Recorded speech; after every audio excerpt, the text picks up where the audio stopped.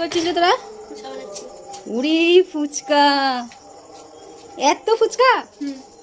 দেখো চাটনি, আলু সেদ্ধ চাটনি কই? ও চাটনি ফুচকা হবে। ভুজিয়া আছে। চাটনিটা একটু পাতলা লাগছে না একটু? আজকে দোকানের মতো করে করেছি। তেঁতুল জল এত? আমি বানিয়েছি। হ্যাঁ বাবা, এত ফুচকা। এই যে বন্ধুরা, কত ফুচকা বানিয়েছে অ্যানি আর অঙ্কিতা।